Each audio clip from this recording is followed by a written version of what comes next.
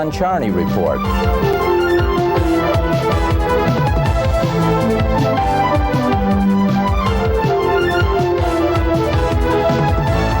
And now, here is your host, Leon Charney.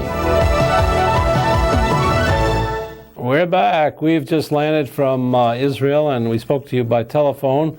And we interviewed a lot of people in the country to show you what's going on. The country is split 50-50, as I told you on the telephone last week.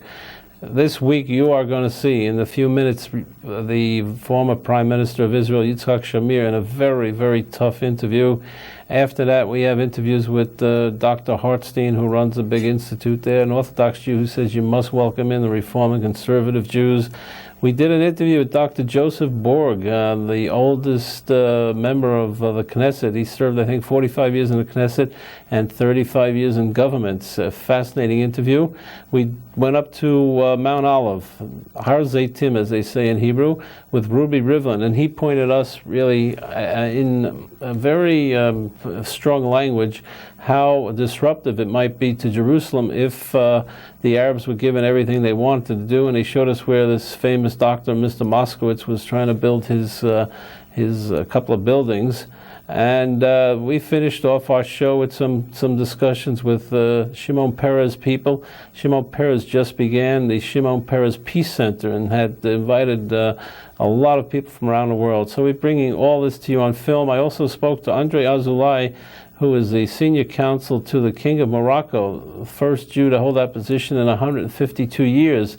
And he told me that the king is a little bit upset right now, and the relationship with Morocco relates to how well the peace process is doing. Now, there was an article in the newspaper that said that the relationship between Morocco and Israel were frozen. That was incorrect, and I have to point that out. He said they're linked, which is a big difference.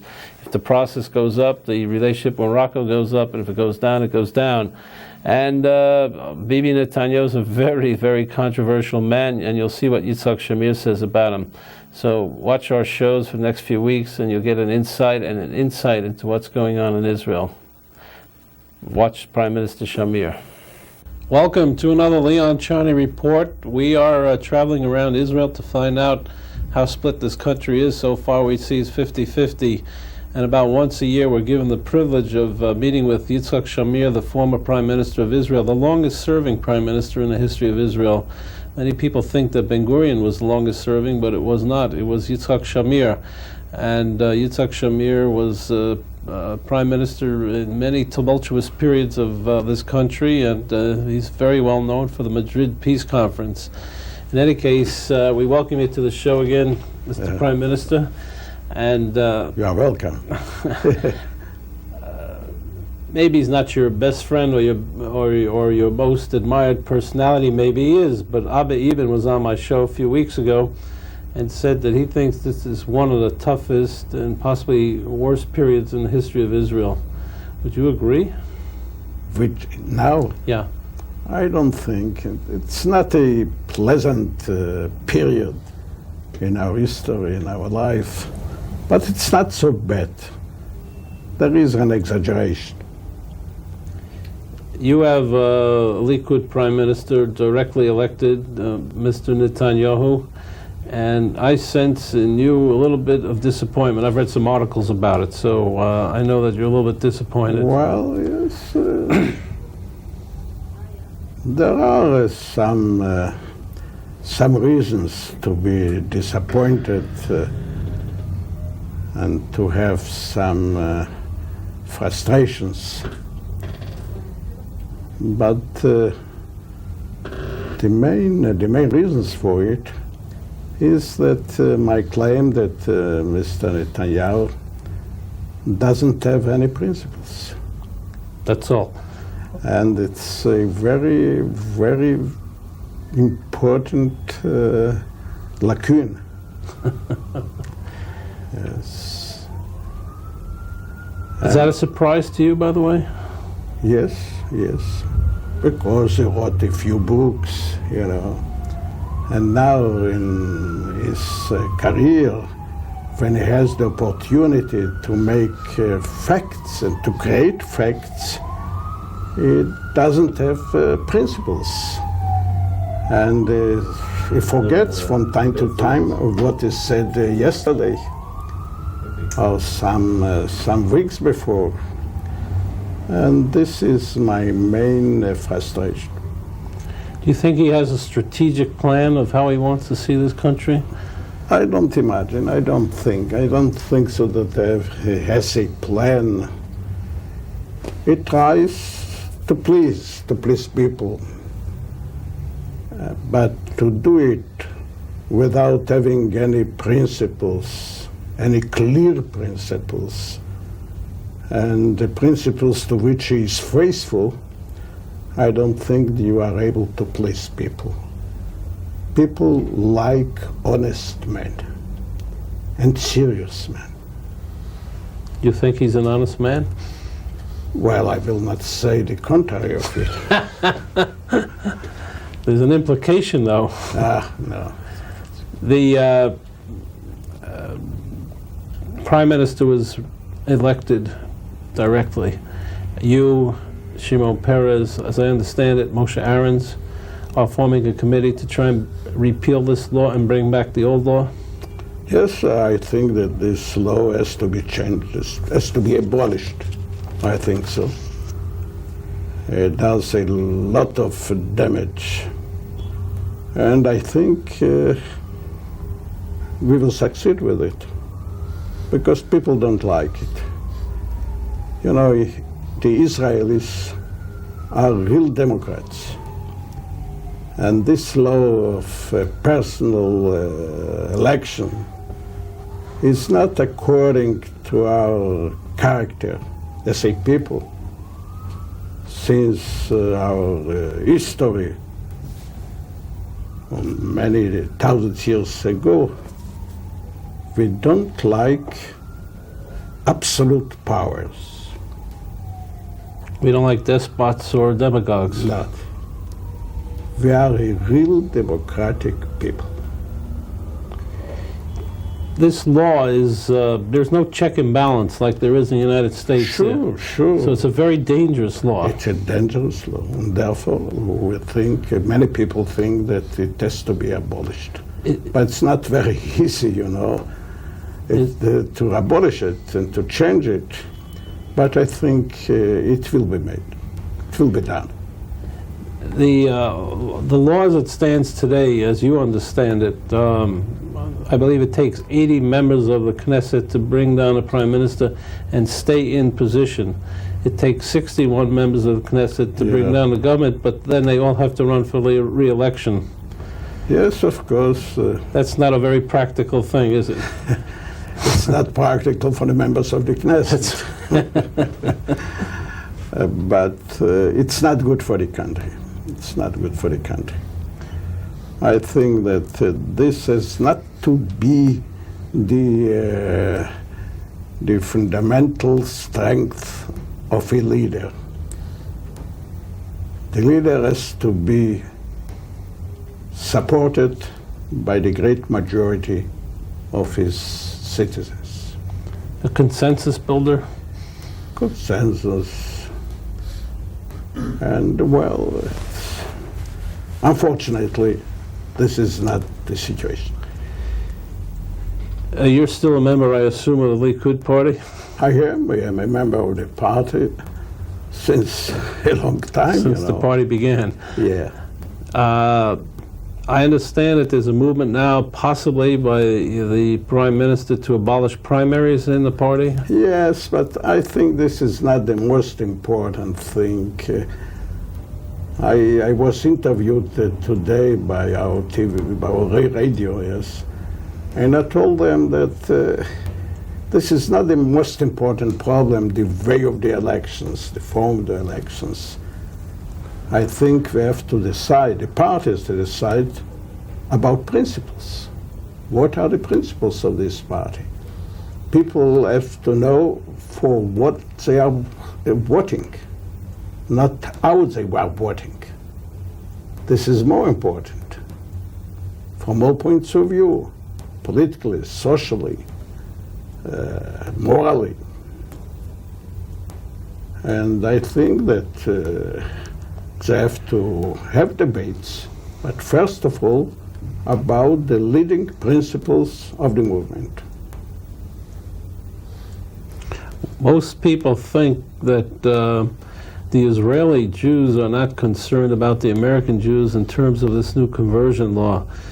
And I know that you had a problem in your government about who is a Jew, and what you did is you formed a unity government. Yes, this was the main reason, one of the main reasons for me to form a unity government, because without it I couldn't make it, without accepting this law that or I opposed.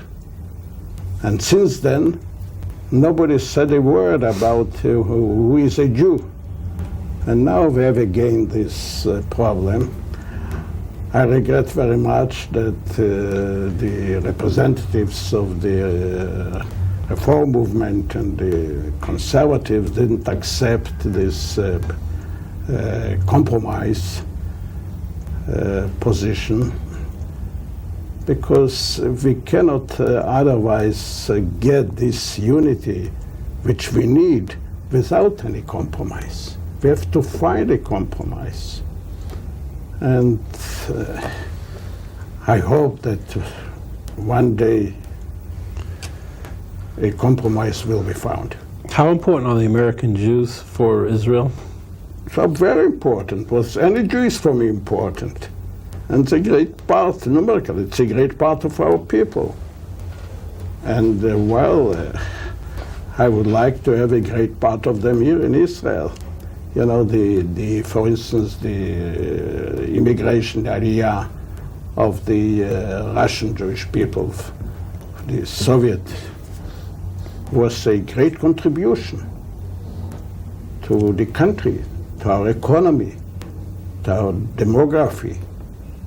And I think that Aliyah, even smaller from the United States, will be a very, very important contribution to our progress.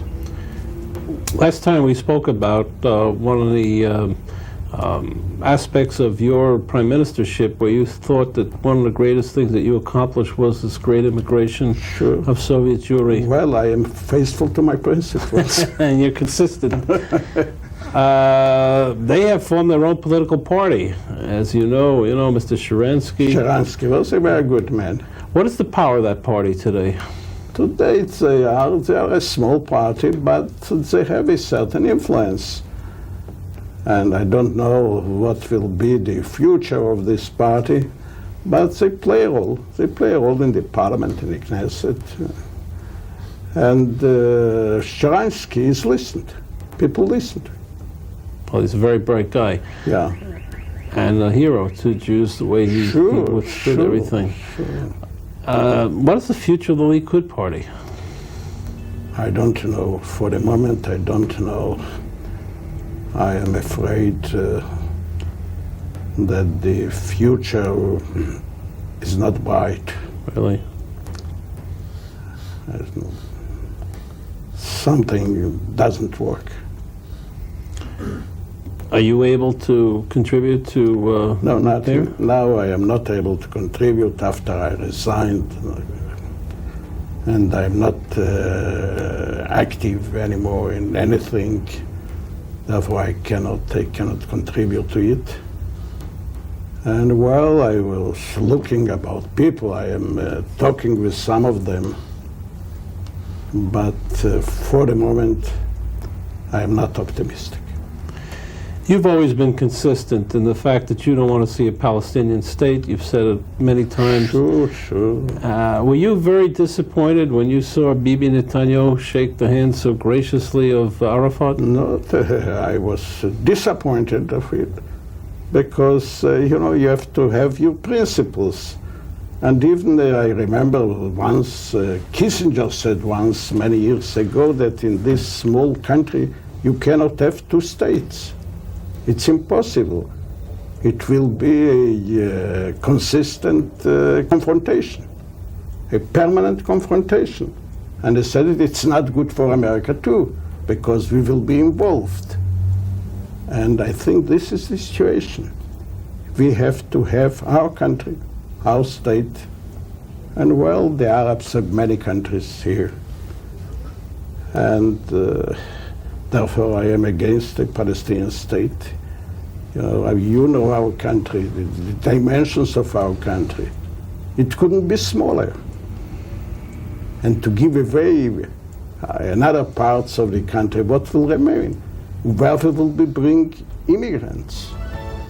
But in your opinion, is the whole process of, let's call it the Oslo process, is that dead today? It's dead. It's dead, and it's collapsed. It couldn't be, objectively, it couldn't be implemented. It couldn't be implemented because, first of all, the Palestinians, the Arabs, have not changed their mind. They're still against a Jewish state. They're against the state of Israel. Now this fellow of the Sheikh Yassin, the leader of the Hamas, was liberated, and he speaks almost every day very extremely, very fanatically, and he has a great influence. And the others are not different. It's the same. And I don't think we could accept a Palestinian state. It will be a permanent war, and we want peace. Talking about Sheikh Yassin, one of your former occupations was that you were a member of the Mossad. I don't know if you talk about it or you don't. I'm sure that the public knows anyway. At least Tzvi Malchi knows, because he told me last week on my show that Yitzhak Shamir was one of the boys. Are you disappointed? And disappointed is a tough word, easy word, on the Jordanian problem? I cannot go into details. I am very, very disappointed about this debacle. We didn't need it. Was it amateurish? Well, from all points of view, it was unnecessary. All right, you're one of the people who can really talk about this, because the Mossad and the Shin Bet come under the direct hand of the Prime Minister. They both report to you. Yeah. And you were Prime Minister for quite a long period of time. Ultimately, it's the responsibility of the Prime Minister. But is it possible for the Prime Minister to really understand what's happening in these organizations all the time? He has to understand the main things, not all the details. But he has to understand that the positions, the situation inside, the moral situation. And without it, you cannot master the situation. And it's a pity. It's a pity. Do you think that basically people who head the Mossad should come from within the Mossad? Would that be better? It's not a rule. It's not a rule. There are some examples in favor of such a doctrine and another doctrine. But people who are coming from the Mossad, from within the Mossad, are more experienced. But this is not the main factors. You need very, very intelligent people. Very intelligent. That's why you were there.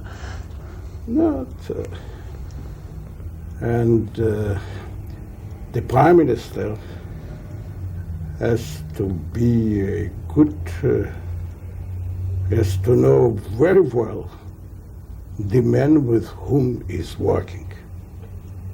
Do you think that there'll have to be a change now? Well, I don't know what will happen. It doesn't depend on me. That's obvious. But if you were the Prime Minister? In such a case, it wouldn't happen.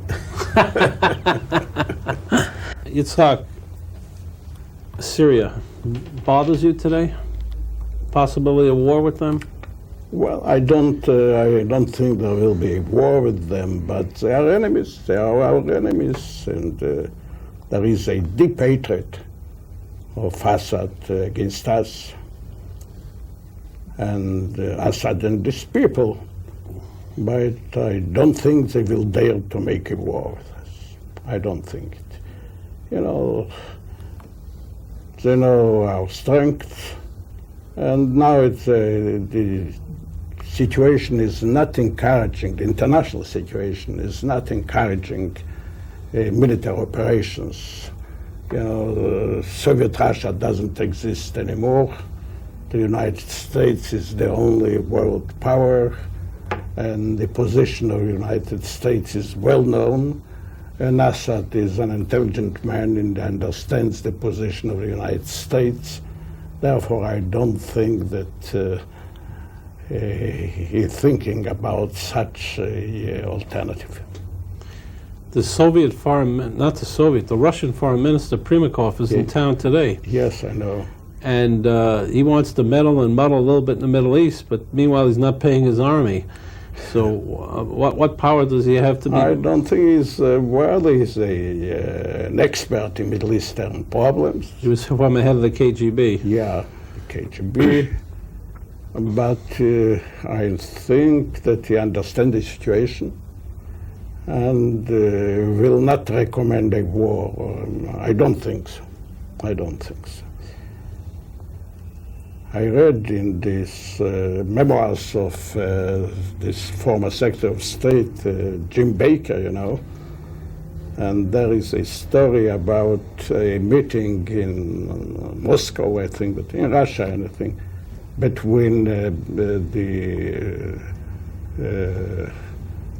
two leaders, between Bush and Gorbachev, and Primakov, I think, or people of his organization, came with a proposal to try to solve the Palestinian problem in the spirit of Assad, Assad? No, the leader of Iraq, Saddam Hussein. Saddam Hussein. And the condition will be, the American condition will be that he will leave Kuwait. And you know, in his book, Baker he wrote that Bush was almost accepting this position. Really? We didn't know anything about it at this time. But Baker was very much against it. And at the end, he succeeded to convince Bush to let it down, not to accept it. You met with Bush, didn't you? George Bush, you met with him a few times. Sure, met with him. You didn't have such great chemistry. No, I think he didn't like us. And, I think that he was not right in his assessments. He was more on the Arab side, Palestinians, Egyptians, Syrians, and maybe promised something to them. But, he didn't succeed to implement its promises. He had a tough prime minister with principles. The Bushes are sometimes involved in oil, and that could be one of the reasons that they had more. Maybe, but the oil is also today a problem, but it's not the main problem in the political developments. No. What's your opinion of Bill Clinton? I think, I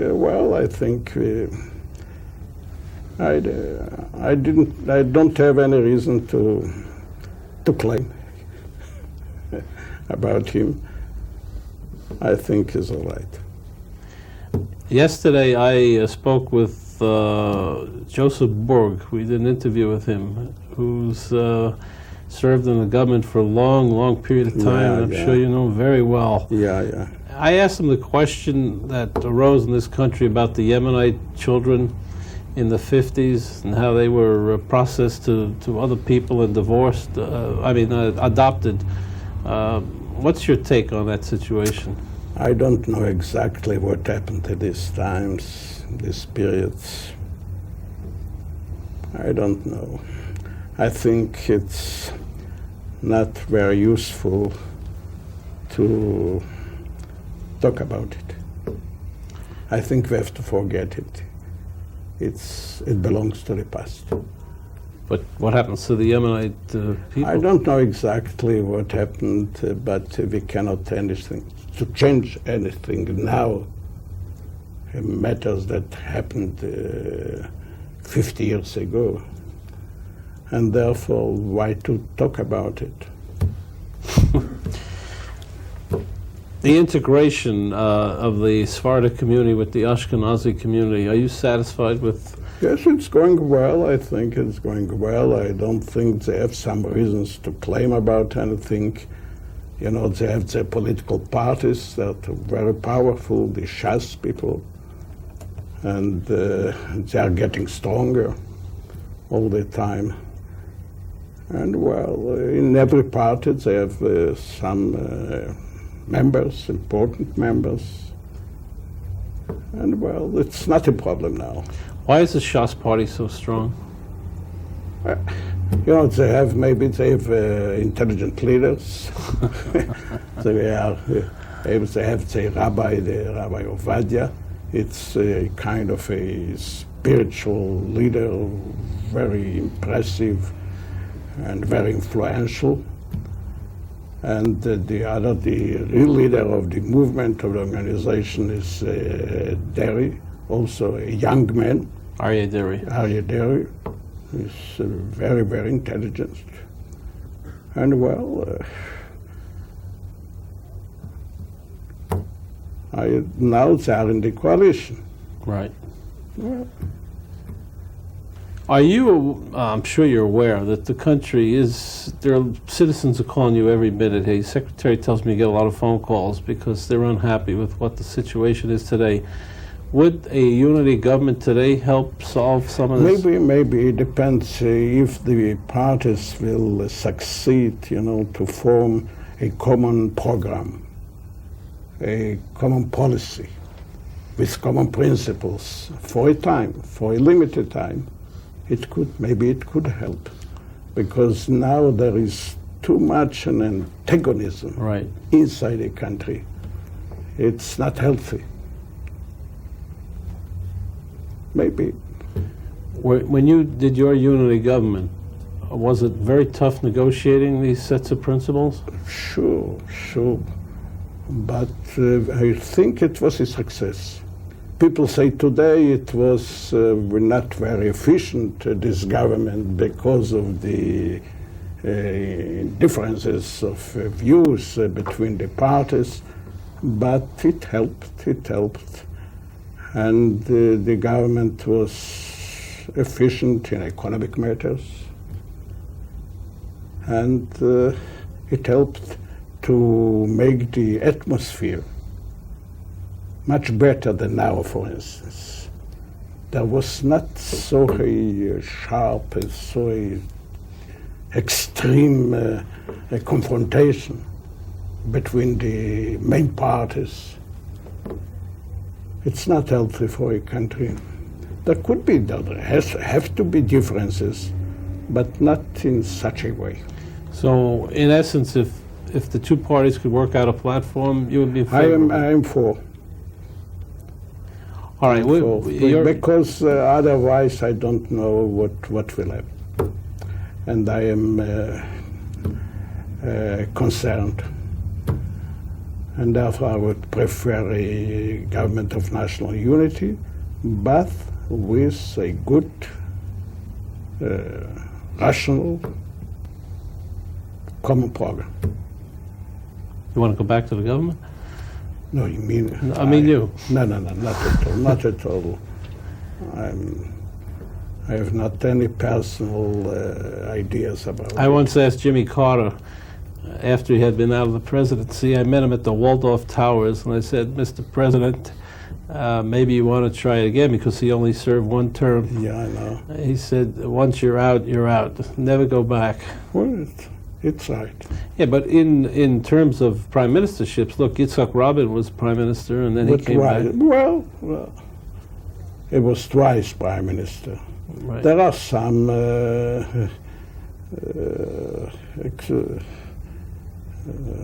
exemptions. Is it a wearing job every day to be prime minister of this country? Well, it's a very tough job, very tough job.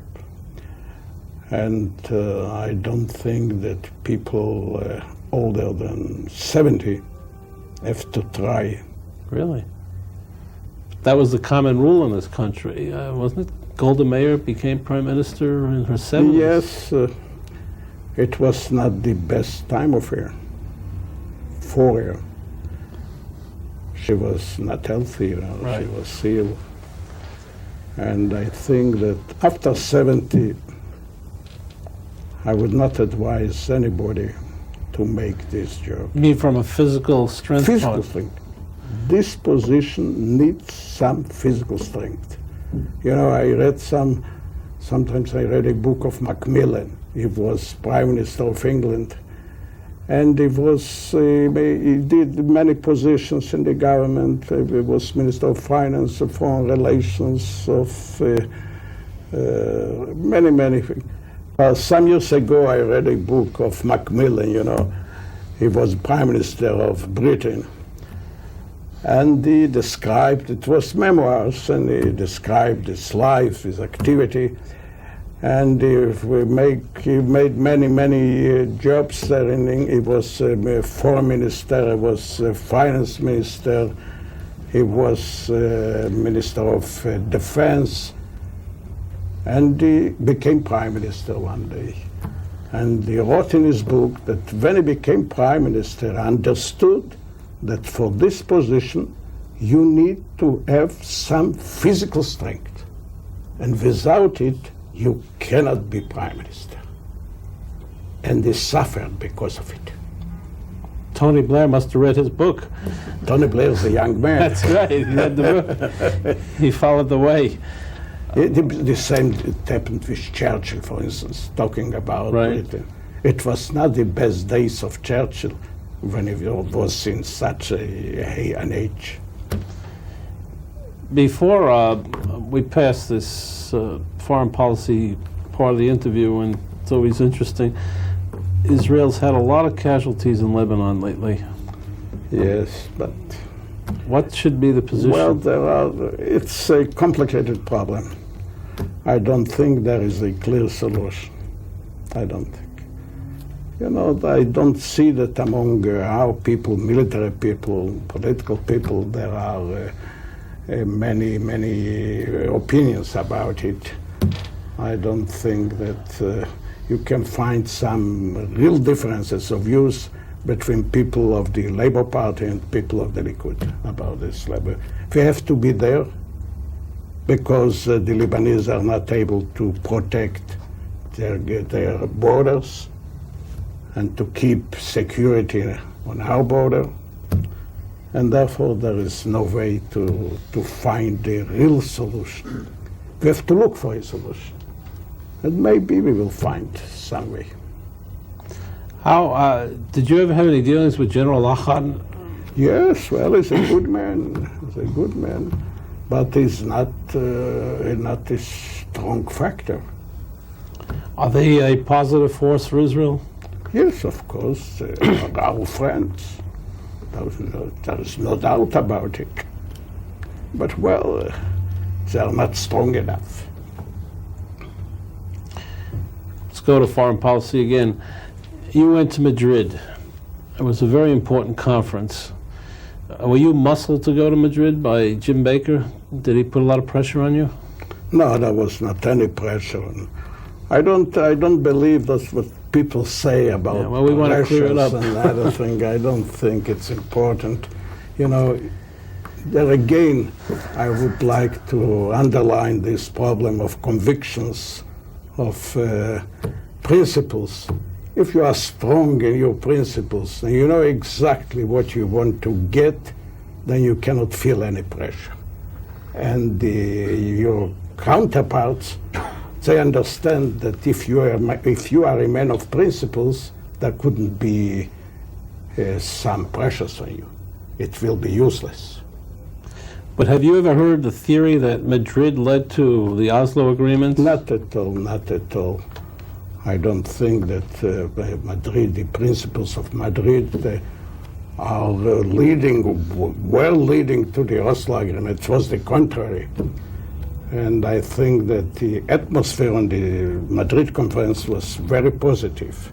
And it was the first time that we were sitting together with all our neighbors and talking about finding solutions. Well, it was very short, and it's a pity that we have not continued with it. And in the Madrid, there have not been the PLO people. They have not been there. And and I think the policy and the preparations for Madrid have been very well organized. This strategic position that there will be the United States and Soviet Russia, the sponsors, the co-sponsors of this conference, without taking part in the consultations of the representatives of the various parties or the various people, because our principle was that the negotiation has to be between the parties, not between the mediators. And it was a very important principle. Well, it was a very good moment in our history. At that conference, I'm sure you met with Gorbachev. Yes, but Gorbachev was... on a decline then? Yeah. What's your opinion of Gorbachev in history? Well, in history, it's a fact that he didn't succeed. He didn't succeed. He helped the Soviet Union to collapse. Right. But this was not his ambition. What did he want? But this was the result of his activities. And I think there was maybe a blunder from his side. He didn't give the necessary importance to economic problems. And he began his activity with the political problems, the problems of the internal problems, how to build the country, how to structure the polity. And they didn't speak and didn't do anything about the economic problems. Contrary to that, what the Chinese did. In China, you have the communist system until this day. Right. And about the economy, there is a revolutionary change. This is the difference between Gorbachev and the Chinese. Interesting. And Gorbachev's today running around the world making a lot of capitalistic speeches. Yes, of course, but in Russia, he doesn't have any influence. No, you're right. I was in Russia, and his popularity is about 2% in the polls. Yes, of course. I met with him. I visited in Russia.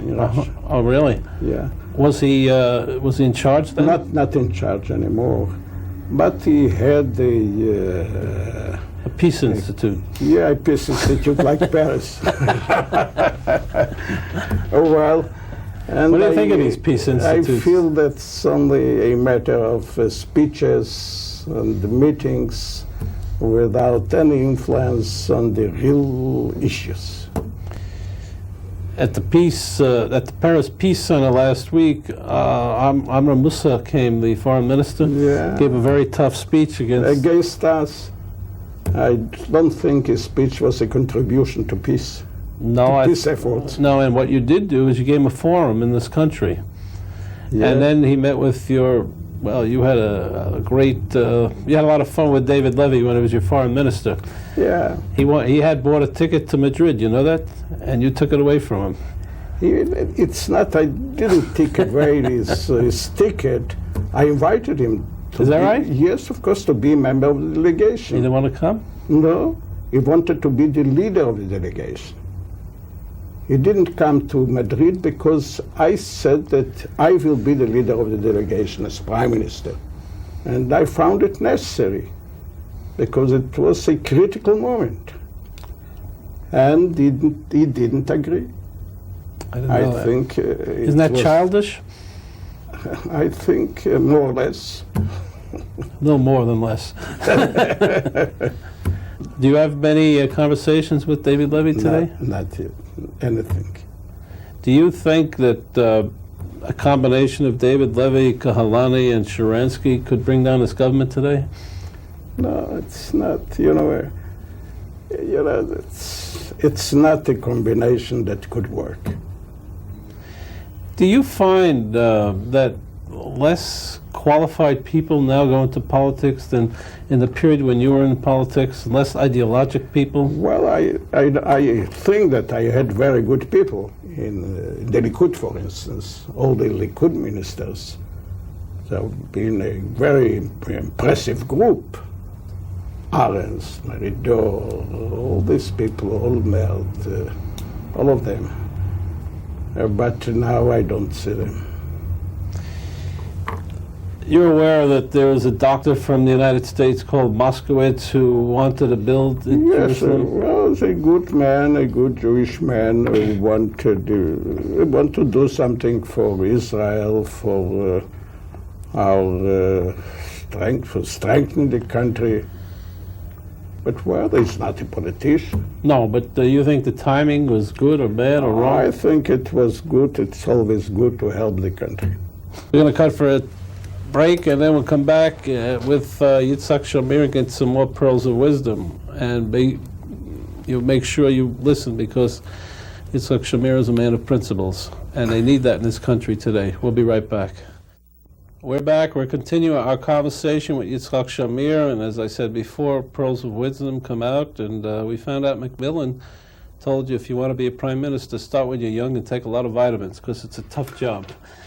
The famous prime ministers in this country don't seem to get the credit that they're supposed to get at the time they're supposed to get it. Now, it's a complicated assertion, but I was talking with Yosef Borg the other day, and he told me that one of the most underrated prime ministers was Levi Eshkol. Did you have much? Yes, he was a good man. Spoke good Yiddish too. A good Yiddish, it's an advantage. I like it. You know. Did Borg serve in your government? I guess he Yes, did. of course. He was Minister of Internal Problems. That's a very important ministry, isn't it? Yes, of course. It's like the prime minister of Well, the... it's not like the prime minister, but it's a very important position. And he was a good man, a good minister.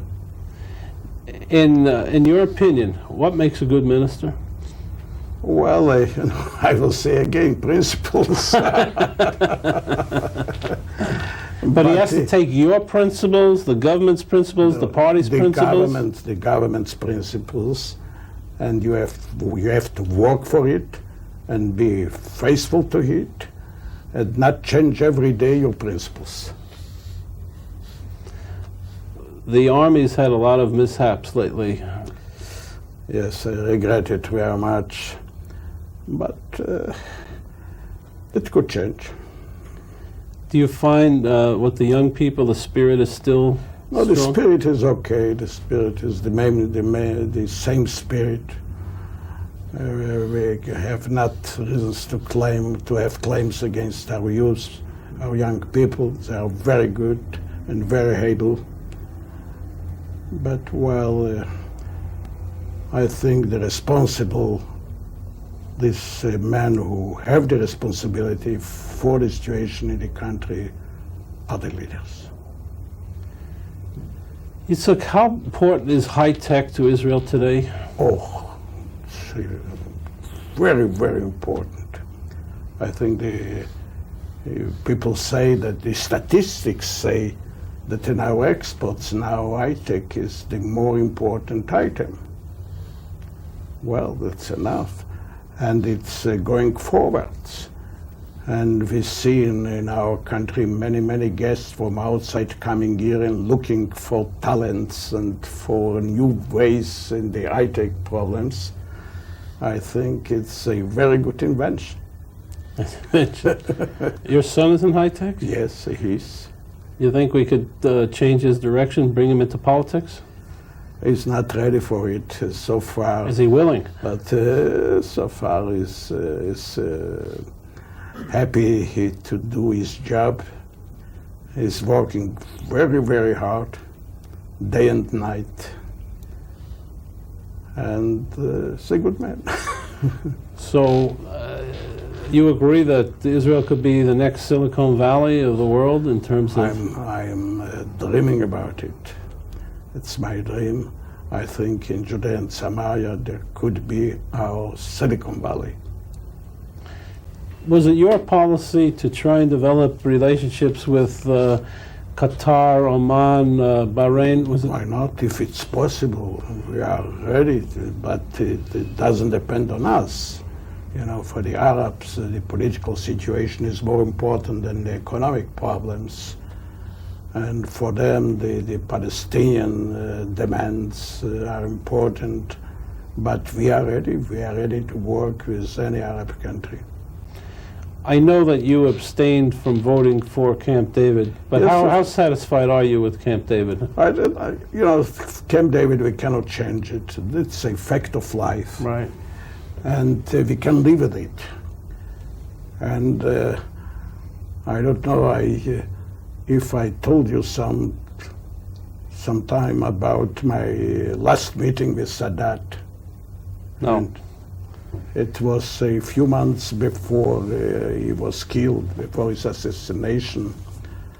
And they explained to me the meaning of his slogan, "No more war." And they said it in a very simple way, explained it to me. You know, we cannot now get a full peace because the differences, the gap is too large. But we can make an agreement that we will negotiate and we will talk and talk, but with one condition: no more war, no more violence. And if this will be accepted by both sides, I am sure one day we will find a solution for all our problems. Well, it was quite convincing. Were you impressed with Sadat as a human being? Yes. Did he have a lot of charisma? Yes, of course. He was a great personality. A big question in this country is Zionism. Oh, What is a Zionist? The you know, definition? without Zionism, there will not be a state of Israel. Okay, so can you define Zionism to me? Zionism is Jewishness. This is the life, the sense of life of the Jewish people. Do you have to be a religious Jew to be a Zionist? Not exactly. You have not to be anti-religious. I don't think that goes together. You cannot be a good Jew and in the same time be against religion, anti-religious. But you have not been to a practical religious, a practicing religious Jew. But I don't imagine there could be a Jew, a Jewish man, without being Zionist. Is that right? Yes, of course, because Zionism is the quintessence, the main thing of what a Jew has to do.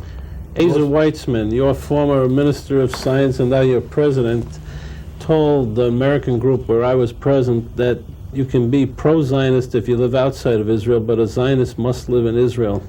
You know, you have to think about such a possibility that one day you will come to be a citizen of Israel. You have not to be against Israel. and you have to help Israel. But I explained it to you, privately maybe, that I said I want to have here a large part of the American Jewry. Right. That will be a great contribution to our progress, to our success. The immigration of the Soviet Jews was a great contribution. The coming of American Jews will be much bigger. And this is my dream.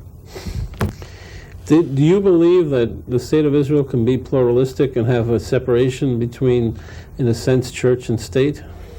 It's not possible, I think, in this way. It may be a pluralistic, but we cannot bring to a state, to create a state of full separation.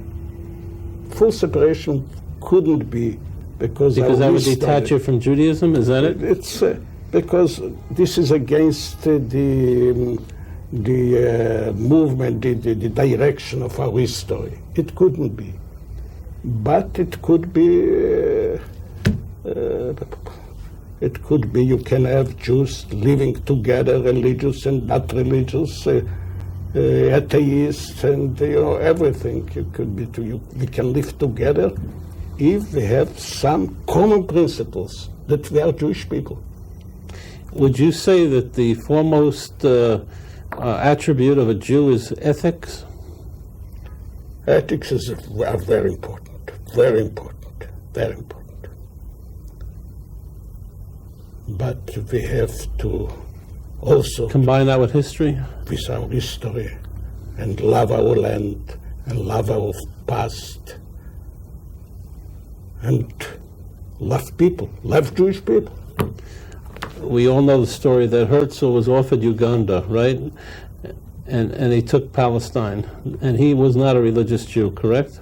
Yes, but it has nothing to do with religion. Herzl understood that a people has to have a feeling, to feel this country's nationalism. National. Did you struggle with these problems 50 years ago? You're too busy finding the state. We're struggling all the time, And I think that we succeeded not bad. Not bad. After all, the Zionism was a success story. When you were in the Gulag or the prison, you were in prison, right? In Africa. In Africa. Yeah. Did you envision Israel 50 years from today? I mean, yes, from of course. I thought that we will make progress. I was sure about it. But I didn't know exactly what will be our position at this time and what will be my personal position and all of that. But it was not a great surprise, but we are happy about it. It's a success story. And you think Israel in 50 years from now will look? Yeah, we will be much, much bigger and happier. Well, I am sure about it.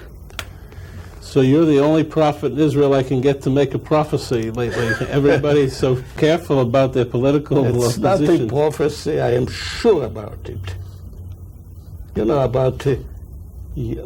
I am sure about the eternity of the Jewish people. Really? We call it in Hebrew Netzach Yisrael, the eternity of Israel. And it's a very important principle. And we have to stay for it. And we will succeed. And that's fascinating to me from you, because basically you're in a sense a secular Jew, are you not? Yes, I'm not a religious. You're not a religious I'm Jew. not practicing a religion, but I'm not anti. I never was anti. And you believe in Netzach Yisrael? Yes, of course. It's fascinating. It's, that's the most important part of my beliefs, of my personal beliefs. Yitzhak, you're always a pleasure. This is a yearly chazakah, as they say in Yiddish, which means every year we get some more pearls of wisdom from you. And thank you again for these interviews. I thank you too. It was a pleasure to meet with you. My pleasure. We'll see you next week. We won't get another prime minister, and we won't get a man who gives us pearls of wisdom. We'll probably bring a comedian on sort of relax the tension after being in Israel for 3 weeks. We'll see you next week.